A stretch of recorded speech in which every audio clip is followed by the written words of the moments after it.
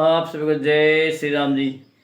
आपका दिन मंगलमय हो, आपका प्रत्येक पल मंगलमय हो, आपका जीवन मंगलमय हो। इस वीडियो में मैं आपको पंचमी तिथि का महत्व मैं बताऊंगा, क्योंकि इससे पहले हमने प्रतिपदा तिथि जिसको हम एकम बोलते हैं, द्वितीया तिथि जिसको दूज बोलते हैं, तृतीया तिथि जिसको हम तीज बोलते हैं, चतुर्थी जिसको चौथ बोलते हैं, उन तिथियों की वीडियो मैंने आपके पास भेजी हैं। और इस तिथि में पंचमी यानी पांचम तिथि का मैं आपको महत्व मैं बताऊंगा। पृथ्वी ने पूछा, मेरा उद्धार करने वाले भगवान आपके श्री विग्रह का सप्रस पा करके महान विक्रमशाली सर्प कैसे मूर्तिमान बन गए, ता उन्हें आपने क्यों बनाया। भगवान वराह बोले, वसुंधरे, गणपति के जन्म का वृत्तांत सुनने के पश्चात राजा प्रजापालन ने यही प्रसंग बड़ी मीठी वाणी में उत्तमवर्ती महात्मा से पूछा था। राजा प्रजापाल ने पूछा, भगवान कश्यप जी के वंश से संबंधित नाग तो बड़े ही दुष्ट प्रकृति के थे, फिर उन्हें विशाल शरीर धारण करने का अवसर कैसे मिल गया। यह प्रसंग आप मुझे बताने की कृपा कीजिए। मुनिवर महात्मा जी कहते हैं, महाराजन मृत्यु ब्रह्मा जी के प्रथम मानस पुत्र थे। उनके पुत्र कश्यप जी हुए। मंद मुस्कान वाली दक्ष की पुत्री कद्रु उनकी भार्या हुई। उससे कश्यप जी के अनंत, वासुकी, महाबली, कंबल, करकोटक, पदम, महापदम, शंख, कुलिक और पापराजिल आदि नामों से विख्यात अनेक पुत्र हुई। राजेंद्र, ये प्रधान सर्प कश्यप जी के पुत्र हैं। बाद में इन सर्पों की संतानों से यह सारा संसार ही भर गया। वे बड़े ही कुटिल और नीच कर्म में रत थे। उनके मुंह में अत्यंत तीखा विष भरा था। वे मनुष्यों को अपनी दृष्टि मात्र से ही या काट कर भी भस्म कर सकते थे। राजन, उनका धनुष शब्द की तरह तीव्रगामी था, उससे भी मनुष्यों की मृत्यु हो जाती थी। इस प्रकार प्रजा का प्रतिदिन दारुण संहार होने लगा। यूं अपना भीषण संहार देख करके प्रजा वर्ग एकत्र होकर के सबको शरण देने में समर्थ परम प्रभु भगवान ब्रह्मा जी की शरण में गए। राजन, इसी उद्देश्य को सामने रख करके प्रजाओं ने कमल पर प्रकट होने वाले ब्रह्मा जी से कहा, भगवान आप में असीम शक्ति है, इन तीखे दांतों वाले सर्पों से आप हमारी रक्षा करें।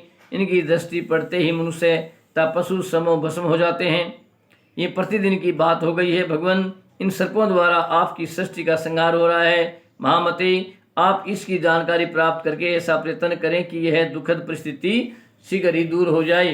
ब्रह्मा जी बोले, प्रजापालो, तुम भय से घबरा गए हो। मैं तुम्हारी रक्षा अवश्य करूंगा, पर अब तुम सभी अपने अपने स्थान पर जाओ, चलो। अव्यक्त मूर्ति ब्रह्मा जी ने इस प्रकार कहने पर वे प्रजाएं वापस आ गई। उस समय ब्रह्मा जी के मन में असीम क्रोध उत्पन्न हो गया। उन्होंने वासु की प्रभूति प्रमुख सर्पों को बुलाया और उन्हें श्राप दे दिया। ब्रह्मा जी ने कहा, नागो, तुम मेरे द्वारा उत्पन्न किए हुए मनुष्यों की मृत्यु के कारण बन गए हो। अतः आगे शंभु मनवंत्र में तुम्हारा अपनी ही माता के शाप द्वारा घोर संहार होगा, इसमें कोई भी संदेह नहीं है।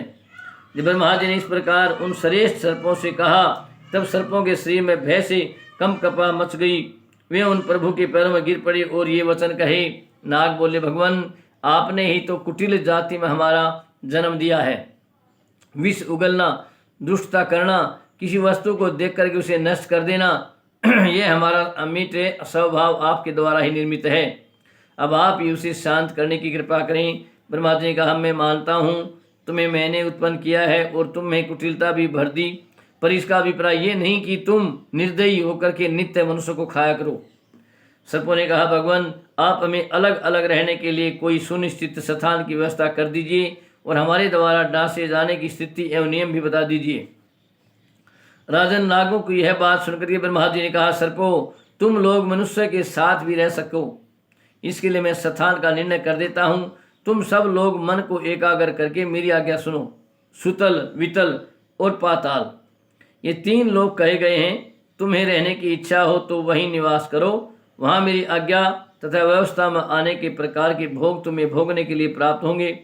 रात के 7वें पहर तक तुम्हें वहाँ रहना है। फिर वही वैश्वत मनवंतर के आरंभ में कश्यप जी के यहाँ तुम्हारा जन्म होगा।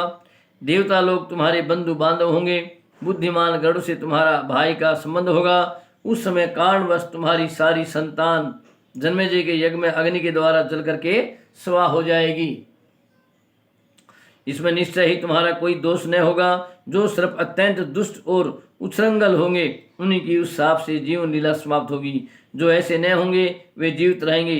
हाँ, अपकार करने पर जिनका काल ही आ गया है, उन मनुष्यों को समय अनुसार निगलने या काटने के लिए तुम स्वतंत्र हो। गरुड़ संबंधी मंत्र, औषध और बद्ध गरुड़ मंडल द्वारा दांत कुंठित करने के कलाएं जिन्हें ज्ञात होंगी, उनसे निश्चय तुम्हें डरना रहना चाहिए, अन्यथा तुम लोगों का विनाश निश्चित है। ब्रह्मा जी के ऐसे कहने पर संपूर्ण सर्प पृथ्वी के नीचे पाताल लोक में चले गए। इस प्रकार ब्रह्मा जी से शाप एवं वरदान पा करके वे पाताल में आनंद पूर्वक निवास करने लगे। ये सारी बातें उन नाग महानुभाव के साथ पंचमी तिथि के दिन ही घटित हुई थी। अतः यह तिथि धन्य, प्रिय, पवित्र और संपूर्ण पापों का संहारक सिद्ध हो गई। इस तिथि में जो खट्टे पदार्थों का भोजन का परित्याग करेगा और दूध से नागों का स्नान कराएगा, सब उसके मित्र बन जाएंगे।